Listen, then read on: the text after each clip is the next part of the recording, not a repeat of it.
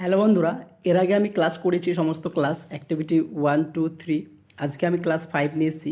তো class 5 activity নিয়ে English class 7-এর English part 5। তো আমরা আজকে আলোচনা করব ক্লাস 7-এর ইংলিশের পার্ট 5 নিয়ে। তো দেখতে পাচ্ছ এখানে কোশ্চেন দেওয়া আছে, অ্যান্সারগুলো আমরা দেখে নেব। Each of us discover the new place, এটা 4 নম্বর হবে।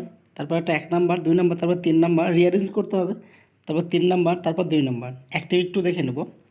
Why it is necessary for the each of them to get up on the chair beside him? অ্যান্সারটা আমরা দেখে নেব। It was necessary for the each of them to get up on the chair beside him to find the mark that Uncle Bojar had made on the wall where the nail was go in. B number question. Why did Uncle consider each of them to be fools? Uncle considered each of them to be fools because they would discover the mark in new place. How did Uncle Pojar fall on the piano? Trying to reach the point 3 inch beyond what was possible for him reach. The string would slip out and Uncle Pojar fell onto the piano. Activity 3 question দেখে নাও।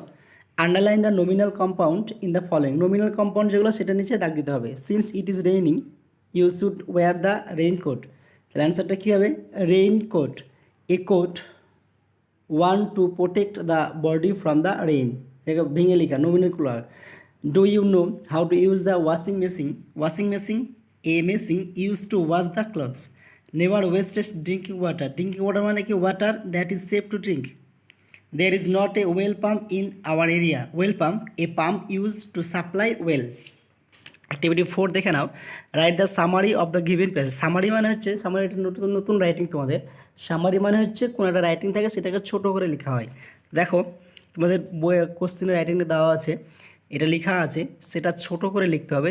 তো ছোট করে তোমরা লিখবে, the writer miss the train rejecting the railway authorities offer to change the compartment, the railway authorities took the charge of his bag. এটা হচ্ছে ছোট করে লেখা হলো, সামারি মানে ছোট করে লেখা। আজকে এই পর্যন্তই।